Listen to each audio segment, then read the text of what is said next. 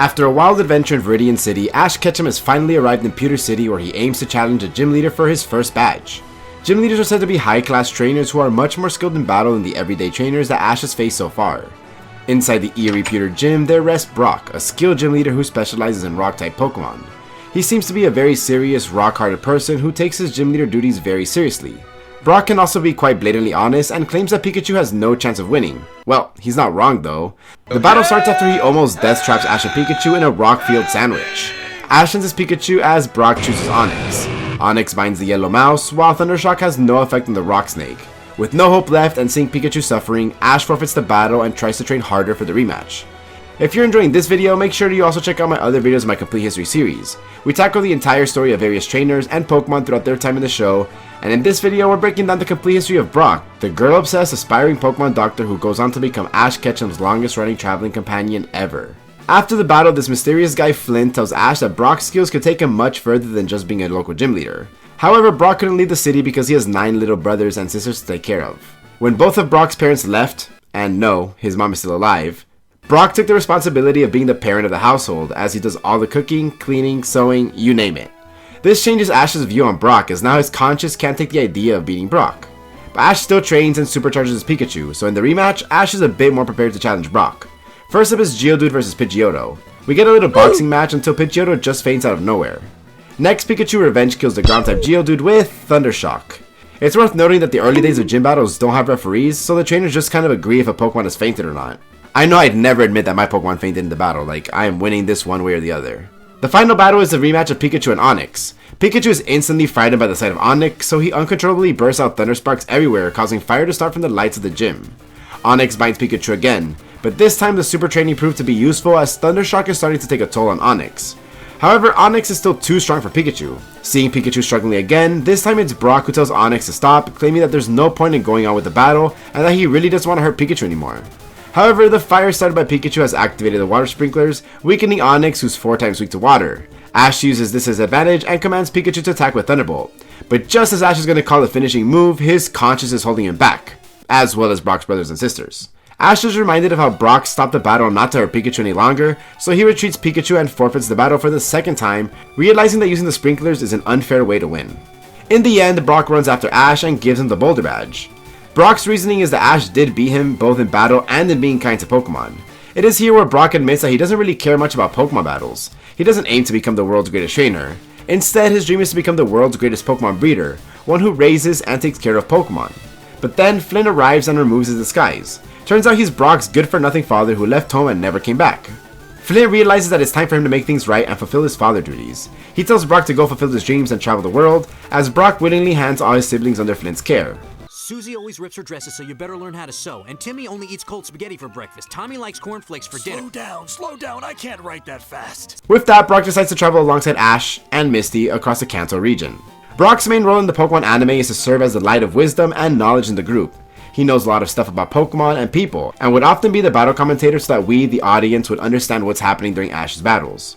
Brock is a mature character in that he's mostly level-headed and just at making decisions, and he would always find a good way to mediate between fights such as with Ash and Misty. Brock is highly skilled in household chores, most notably with cooking, making sure that his friends, both Pokemon and people, are well fed with nutritious and delicious meals. You can't ever forget his jelly-filled donuts. So with all these things, what is Brock's one weakness? Girls.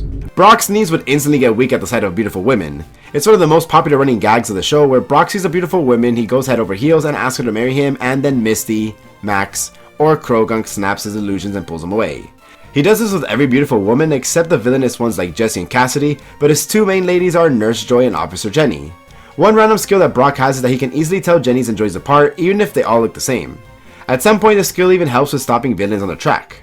His obsession for Jenny and Joy has become so popular that they even made a song about it. To his friends, Brock is always the big brother figure from who they depend on and ask for wise advice. To Ash, Brock was his first official and longest traveling companion, so their brotherhood is unlike any other. To Misty, Brock is the older brother she never had. Although he teases her at times, Brock would always show respect and care towards her, something she might have not received much growing up with her sisters. To May and Dawn, Brock is a great mentor and friend whom they can always count on with regards to raising Pokemon and getting through their life's ups and downs. And to Max, Brock is a role model, saying that when he grows up, he wants to be just like Brock in many different ways. Going back to Brock's journey, he would go on to travel with Ash and Misty throughout Kanto, often being the glue that makes sure Ash and Misty stick together and stay sane and well behaved. In Mount Moon, he catches a Zubat off screen, and this Pokemon would be Brock's main flyer and popper of Team Rocket's balloons. Then later, Brock meets Suzy, a Pokemon breeder who owns a Vulpix. Brock is totally excited to see her because not only is she pretty, but she's also a high-ranking breeder, so Brock wants to be her student. Brock and Suzy also share a common interest of making nutritious food for Pokemon. They both focus more on the inner beauty of Pokemon rather than decorating them with flashy garments. Because of Team Rocket, Suzy begins doubting her beliefs on whether Pokemon's beauty is on the inside or outside, but Brock and friends manage to help her regain her stance. In the end, Suzy goes on a journey by herself to become a better Pokemon breeder, and as a result, she leaves Vulpix under Brock's care, saying that Brock is the only other person beside herself that Vulpix is affectionate towards. You can really tell how good of a Pokemon breeder Brock is with the way he treats others' Pokemon. When this Charmander is left astray to permanently faint in the storm, Brock is the one who didn't want to leave it there as he took charge in bringing it into the Pokemon Center. He literally saved Charmander's life back there. He was even more than ready to throw fists with Damien. And when Ash found Togepi's egg, Brock was the very person who matured it the most. One could make the case that Brock should have owned both Charmander and Togepi. Maybe if he did, Charizard would have never become rebellious and Togetic would have never left. Who knows? If you like what you're watching and you aren't subscribed, please subscribe. Most of you aren't and it'd help a lot. Love you. Thanks. Brock along with Misty would serve as Ash's coach in the gym and league battles. His advice would sometimes even result in Ash's victory. After the Kanto League, Brock accompanies Ash and Misty in the Orange Islands to pick up the GS ball from Professor Ivy. How come you didn't stay with Professor Ivy? That name. Hey, Brock, what's wrong? I don't want to talk about it. Oh, sorry Brock. After spending some time with this girl in Valencia Island and seeing how she and her assistants are helpless, Brock instantly cleans and organizes the entire house and ultimately decides to stay with them for an indefinite amount of time. This ship needs a captain. With that, Ash and Misty proceed with their Orange Islands journey without Brock. If you want to know more about the GS Ball, I did make an in-depth video discussing the history of the GS Ball and a bunch of different possibilities with it, so be sure to check it out after this video. Well, actually, the writers decided to replace Brock with Tracy in the show because they feared that Brock's design might be seen as a racist stereotype. Turns out nobody really cared about it, and people wanted Brock back on the show. So 32 episodes later, Brock returns to the Pokemon anime. Delia randomly finds him in the grasslands and welcomes him into her house. And whenever they mention Professor Ivy's name, Brock, I guess you must have been excited the first time you met the professor. That name. He means Professor Oak. oh, sorry again bro. Brock would just shudder and wouldn't want to talk about it. She clearly dumped him. And so when Oak requests Ash to deliver the GS Ball to Kurt in the Johto region, Brock rejoins the team as Tracy decides to stay in Pallet Town together with the professor. Brock's Johto journey It's a whole new world we live in. is pretty much the same as in Kanto. He still serves as the group's cook, big brother, and wise leader, and he still falls in love with girls. He even mentors Pokemon how to be successful with love, such as with Ash's Totodile and Ash's Butterfree early on. Brock also catches a Pineco and a Fastball, which soon evolves into Fortress, a classic Pokemon that goes kaboom during desperate times. His Zubat would also evolve into Golbat and then into Crobat, proving Brock's unbreakable bond with his Pokemon. And in a second encounter with Suzy, Brock gives her back Vulpix and thanks her for allowing Vulpix to travel with him. I really don't know why the writers decided to do this. Vulpix was supposed to be Brock's cute mascot, similar to how Misty has Togepi and Psyduck. Brock having the powerful and beautiful Ninetales would have been super cool to see in the anime. And speaking of that, a mysterious Ninetales entices Brock into becoming his trainer because Brock looks just like his former trainer from 200 years ago. Brock is almost tricked into living in this mansion forever, but good thing our heroes find a way to release Ninetales from the spell, but instead of joining Brock's team, this 200-year-old Ninetales just decided to roam around the world. When the Johto saga ends, Brock is called to do some errands at home, and so the original series gang now have to go their separate ways. Brock makes sure to pack some lunch for Ash, but sadly none for Misty. Ash sure is able to use a spoon and fork Brock gave him in the most unexpected way possible. Back home, Brock is shocked to see his mother back, and indeed, she is alive. However, Lola wants to reinvent the pewter gym and make it more colorful and bubbly and turn it into a water-type gym. And of course, Brock is totally against it, so Brock engages in a one-on-one battle with his mom to preserve Pewter Gym's rock specialty. It's Onix versus Mantine, and Brock finds a way to deal with the water battlefield by digging a hole to drain out all the water. Brock and Onix eventually come victorious, and thus the Pewter Gym is saved. Soon after, Brock decides to resume his travels with Ash, this time in the Hoenn region. He leaves Geodude, Onix, and Crobat under Forest's care so he and his siblings can practice training with his Pokemon. Brock also tells his little brother that someday he'll become a good Pokemon trainer just like him. In Hoenn, Ash, May, and Max have run out of food as Ash wishes Brock was around to cook for them. But just as they are attacked by a flock of Tailo, Brock throws his fastball and commands Fortress to use Explosion, rescuing them in the process. In Hoenn, Brock catches a Mudkip, which would evolve into Marsh Stomp, as well as Lotad, which would go all the way to evolve into a cheerful Ludicolo. Throughout the Advanced Generation saga, Max closely watches how Brock takes care of his Pokemon, as he dreams of one day becoming just like him. And with a top tier chef like Brock, and a meticulous food addict like May, you get a powerful combination. Brock accompanies Ash across Hoenn and then across Kanto for the second time as Ash takes on the Battle Frontier Challenge.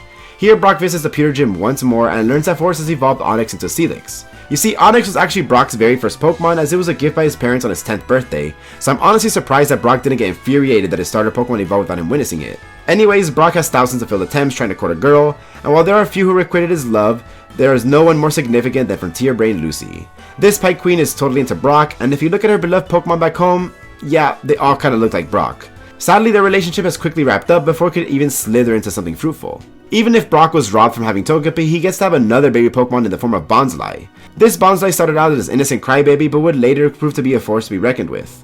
In May's Gardenia contest, Brock decides to join as well so he could be close to this girl named Yuma, an experienced coordinator who takes coordinators under her wing. During the contest, Brock uses Bonsly for the appeal stage and they easily move on to the battle stage. Being an experienced battler himself, Brock makes his way to the final round where he faces May. It's a contest battle between Marshtomp and Eevee. Despite being a literal beginner in contests, Brock constantly puts his pressure on May, out-dazzling her multiple times in the arena. However, May gains her momentum in the end, narrowly scoring the win. Still, it's impressive that Brock managed to make it all the way to the finals in his contest debut. Imagine if he decides to become a coordinator, he probably would have done wonders in this area of expertise. In the end of AG, Brock briefly returns to Pewter City, but because of his popularity, the deciders decided to once again have him join Ash as a male companion in the Diamond and Pearl saga. He joins Ash after finding out that the girl that she likes actually has a boyfriend. He also gains another long-lasting friend in Dawn, as the young coordinator sees him as someone incredibly knowledgeable on treating Pokemon. In Diamond and Pearl, the Brockster evolves his cute little crybaby Bonsly, but not before catching his most iconic Pokemon of all, Croagunk. Croagunk is widely known for being Brock's mascot Pokemon with its poker, nonchalant face, but most especially by his countless poison jabs every time Brock is in love with a girl. Well, almost every time, because Croagunk is tame whenever Cynthia's around. And thanks to Croagunk's unconcerned demeanor, Brock is able to win the Pokemon dress-up contest and be awarded with the precious Pokemon egg. This egg will go on to hatch the overpowered Happiny and will be Brock's main Pokemon for healing and rendering care to others. Brock's character in Diamond and Pearl is given a bit more maturity and respect. For starters, he's someone whom Paul is shown to be respectful towards, and that says a lot. If Paul is not mean to you, then you must be an elite person, or elite trainer. Brock's intelligence is further emphasized with the advice that he gives to Ash, Dawn, and Paul. Plus, he forms a powerful bond with Uxie, the being of knowledge, after encountering it in Lake Equity. He even looks like Uxie. I bet Lucy's also gonna love this Pokemon. Brock's bond with Uxie plays an important role in defeating Cyrus and Team Galactic together with Ash and Dawn. Brock is also given more depth to his character as he really begins to contemplate on what he wants to do in life. Throughout the DP saga, Brock's skills of being a Pokemon breeder is constantly shown, but more than that, it's his gift of healing that's been highlighted. We see him assisting Nurse Joy in times of need, taking charge on treating injured Pokemon, and possessing a great amount of knowledge on medicine and healing Pokemon. All of these point to Brock's conclusion at the end of the series where he realizes that he wants to become a Pokemon doctor. This dream of Brock requires him to study in a medical school, so he officially bids his goodbye to Ash, Dawn, and the Pokemon anime as he begins his journey in the Pokemon Medical School. During his time in the Pokemon Medical School, Brock is sent to Johto for apprenticeship. Here he meets Silent and together they treat a rampaging Gyarados and follow the plans of this Pokemon poacher. Brock and Silent suddenly become the power duo, yet neither of them knew each other's names nor knew that they were both close friends with Ash. XY is the only series in which Brock never appears, but in Sun and Moon, Brock is given a satisfying reappearance. When the Alola gang visits Kanto, Brock meets him at the airport where he switches on his doctor mode and starts diagnosing Snowy's air sickness. Ash is surprised to see both Brock and Misty here. Turns out they are tasked to show the Alola gang the different regional variants of Pokemon from Kanto and Alola. The next day, Brock and Misty bring everyone to Cerulean City to teach Kukui's students the mechanics of gym battles and to show us, the audience, how awesome a battle between Mega Evolution and Z-moves can be. Brock easily defeats Lily and Sophocles in a battle, but his battle with Kiawe is the real deal.